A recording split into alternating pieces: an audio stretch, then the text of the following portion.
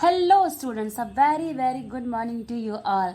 आज हम लोग पढ़ेंगे स्टेरिलाइजेशन, जो कि फंडामेंटल ऑफ नर्सिंग का एक इम्पॉर्टेंट टॉपिक है। तो चलिए बिना देर के स्टार्ट करते हैं। पहले हम लोग देखेंगे स्टेरिलाइजेशन क्या होती है, एंड देन उसके बाद देखेंगे कि स्टेरिलाइजेशन का कौन कौन सा डिफरेंट मेथड है। ठीक है, तो चलिए स्टार्ट करते हैं। पहला है define sterilization, explain the method of sterilization, यानी कि स्टेरिलाइजेशन क्या होती है और कौन कौन से मेथड होते हैं स्टेरिलाइजेशन के। It is the destruction of all micro organisms both pathogenic and non pathogenic including there spores. यानी कि स्टेरिलाइजेशन क्या होती है, तो स्टेरिलाइजेशन एक ऐसा प्रोसेस होता है जिसमें हम लोग सारे ऑल द माइक्रो ऑर्गेनिजम्स को डिस्ट्रक्ट करते हैं, चाहे वो पैथोजेनिक हो चाहे नॉन पैथोजेनिक हो, और उनके स्पोर्स को भी। ठीक है, methods of doing sterilization are as following है। ठीक है, फर्स्ट है हमारा boiling, total immersion in boiling water, जो कि बॉइलिंग वाटर कितने डिग्री सेल्सियस पे होता है, 100 डिग्री सेल्सियस पे, for 10 minutes will kill most ध्यान रखना है, most of the pathogenic organisms and is the common and reliable method of disinfecting the instruments। ठीक है, हम लोग क्या करते हैं, बॉइलिंग वाटर जो रहता है उसमें कोई भी इंस्ट्रूमेंट को हम लोग टोटली इमर्ज कर देते हैं। ठीक है, इमर्ज करने के बाद उसको 10 मिनट्स तक वैसे ही छोड़ देते हैं बॉयल होते हुए। ठीक है, उसके बाद जो है वो 10 मिनट्स में जो है most of the pathogenic organisms kill हो जाते हैं। इसका एडवांटेज हम लोग देखते हैं, can be use in the home environment, इसको हम लोग घर में भी यूज़ कर सकते हैं। व्हेन दूसरा कोई अलग मेथड जो है वो अवेलेबल नहीं हो हमारे पास स्टेरिलाइजेशन के, तो हम लोग इसका यूज़ करते हैं। और इकोनॉमी ऑफ मनी है हमारा, इसमें क्या होता है कि रुपया का भी बचत होता है। ठीक है, इसका एडवांटेज क्या होता है, कुछ बैक्टीरिया जो होते हैं, some bacteria and some viruses and all spores. ठीक है, कुछ बैक्टीरिया कुछ वायरस, लेकिन स्पोर्स जो है सारे के सारे स्पोर्स जो होते हैं रेसिस्टेंट टू बॉइलिंग। ठीक है, बॉइलिंग के रेसिस्टेंट होते हैं। ठीक है, सेकेंड डिसएडवांटेज है इनका, इनइफेक्टिव इन स्टेरिलाइजिंग आर्टिकल्स। ठीक है, किसी भी आर्टिकल्स को ये डिसइनफेक्ट करता है। ठीक है, स्टेराइल नहीं करता है, इनइफेक्टिव हो जाता है वहाँ पे ये। थर्ड है इसका disadvantage, articles which are destroyed by moisture and heat can not be use.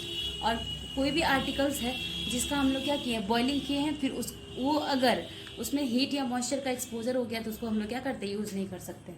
ठीक है, नेक्स्ट है हमारा cold sterilization, a chemical disinfectant act by coagulating the bacterial protein or by changing the composition of protein so that it no longer exists in the same form। इसमें क्या होता है, chemical disinfectant जो होते हैं वो क्या करते हैं, बैक्टीरियल प्रोटीन को कोगुलेट कर देते हैं या फिर उनके फॉर्म को चेंज कर देते हैं। ठीक है, जिससे कि वो सेम फॉर्म में नहीं रहते हैं और जो उनका काम है वो फर्दर वो नहीं कर पाते हैं, अनेबल हो जाते हैं। Solution using for disinfecting the articles are Savlon. Cold sterilization में जो हमारा केमिकल डिसइंफेक्टेंट होता है वो क्या क्या है हमारा, सेवलॉन हो गया, हाइड्रोजन पेरोक्साइड हो गया, यूशॉल, लाइजॉल, बीटाडिन, ये सब होते हैं। इसका एडवांटेज क्या होता है, use to sterile articles that are destroyed heat and metallic object prone to corrosion. ठीक है, ऐसे ऑब्जेक्ट्स जिसमें कि कोरिजन जंग लगने की संभावना होती है, उन मतलब आर्टिकल्स को ये क्या करता है, स्टेराइल करता है कोल्ड स्टेरिलाइजेशन में। ठीक है, third one is ultraviolet light sterilization. ठीक है, it is effective for disinfecting working surface and air inside the room. Ultraviolet light sterilization जो होते हैं, कोई भी वर्किंग सरफेस जहाँ पे कोई काम चल रहा है, ठीक है, उसको स्टेरिलाइज करने में, और किसी रूम के अंदर, ठीक है, और पूरे रूम के अंदर के इन्वायरमेंट को स्टेरिलाइज करने में ये जो होता है अल्ट्रावायलेट लाइट स्टेरिलाइजेशन काम आता है। अल्ट्रावायलेट लाइट स्टेरिलाइजेशन का क्या एडवांटेज है, in this method articles packed before sterilization in individual sealed plastic pack or aluminum foils which avoids any handling and any possible recontamination after sterilization। इस process में इसका advantage क्या होता है कि जो आर्टिकल्स जिसको हम लोग स्टेराइल कर रहे हैं उसको कोई प्लास्टिक सीट में या फिर प्लास्टिक जो कवर होता है उससे या फिर एल्यूमिनियम फाइल से क्या किया जाता है, उसको पैक कर दिया जाता है ताकि स्टेरिलाइजेशन के बाद उसका रिकंटामिनेशन पॉसिबल ना हो सके। ठीक है, नेक्स्ट एडवांटेज है इसका, it is used for sterilising of plastic items and sharp instrument such as disposable syringe वगैरह प्लास्टिक आइटम्स में, and catheter, hypodermic needles and scalpel blade वगैरह। ठीक है, शार्प चीज़ें और प्लास्टिक चीज़ें जो आइटम्स होती हैं उनका क्या किया जाता है, इसमें स्टेरिलाइजेशन किया जाता है। ये इसका एडवांटेज हो गया। ठीक है, अब इसका डिसएडवांटेज देखते हैं अल्ट्रावायलेट स्टेरिलाइजेशन का। Only surface is expose to direct UV rays ultraviolet rays are affected, ठीक है। मतलब जो सरफेस उसके डायरेक्ट कांटेक्ट में एक्सपोज हो रहा है डायरेक्टली उसके अल्ट्रावायलेट रेज से, वही सिर्फ स्टेरिलाइज हो पाएगा, ठीक है, उसी पर इसका इफेक्ट हो पाएगा। नेक्स्ट है it does not penetrate the liquid, liquid जो अगर है तो उसको ये पेनिट्रेट नहीं कर पाता है। थर्ड डिसएडवांटेज है prolonged exposure to the ultraviolet ray causes conjunctival damage, ठीक। लगातार काफी लंबे समय तक अगर अल्ट्रावायलेट रे का एक्सपोजर हो रहा है तो उससे क्या हो सकता है, कंजंक्टाइवा जो है हमारा आई का वो डैमेज हो सकता है। नेक्स्ट है इट इज एक्सपेंसिव, ये थोड़ा जो होता है अल्ट्रावायलेट स्टेरिलाइजेशन जो होता है, अल्ट्रावायलेट लाइट स्टेरिलाइजेशन, वो थोड़ा एक्सपेंसिव होता है। इसका चीफ फॉर्म हम लोग कह सकते हैं सनलाइट, सनलाइट के प्रेजेंस में किसी का हम लोग जो ये करते हैं इंस्टॉलेशन करते हैं, धूप वगैरह लगा देते हैं, वो चीज़ चीफ फॉर्म हो गया। लेकिन ये जो होता है एक प्रॉपर जो तरीका है और जो करेक्ट मेथड है उसके लिए जो यूवी अल्ट्रावायलेट लाइट स्टेरिलाइजेशन होता है ये काफ़ी ज़्यादा एक्सपेंसिव होता है, ये भी एक इसका डिसएडवांटेज है। फोर्थ वन इज फ्यूमिगेशन और गैस स्टेरिलाइजेशन, ठीक है। नेक्स्ट है तो इसका देखते हैं क्या होता है फ्यूमिगेशन या फिर gas sterilization. Total surface exposure to formaldehyde gas under conditions of control humidity, ठीक है। इसमें क्या करते हैं, फॉर्मल्डिहाइड गैस के अंदर किसी भी चीज़ों का जो है टोटल सरफेस उसका एक्सपोजर करवाते हैं एक कंट्रोल जो होता है एक स्टैंडर्ड और कंट्रोल ह्यूमिडिटी टेम्परेचर और टाइम, ठीक है, उसको एक्सपोज करेंगे। Exposure will destroy all vegetative form of bacteria virus and most of the spores. तो इसमें फ्यूमिगेशन और या फिर गैस स्टेरिलाइजेशन में क्या करते हैं, कोई भी सरफेस वगैरह है किसी भी इंस्ट्रूमेंट को या फिर कोई भी चीज़ को हम लोग क्या करते हैं टोटली जो होता है फॉर्मल्डिहाइड के एक्सपोजर में, फॉर्मल्डिहाइड गैस के एक्सपोजर में छोड़ देते हैं एक कंट्रोल कंडीशन में, ठीक है, कंट्रोल ह्यूमिडिटी टेम्परेचर और टाइम, कितना टाइम रखना है ये भी। तो इसमें जो एक होता है सूटेबल क्या क्या कंडीशन होता है, तो उस टाइम पे जो फ्यूमिगेशन करते हैं हम वहाँ पे हाई कंसंट्रेशन ऑफ गैस रखा जाता है, ह्यूमिडिटी जो होती है वो 60% से एबव रखी जाती है और temperature not less than 18 degree Celsius, मतलब टेम्परेचर जो हमारा 18 डिग्री सेल्सियस से कम नहीं होना चाहिए, मिनिमम टेम्परेचर वहाँ पे 80 डिग्री सेल्सियस चलेगा।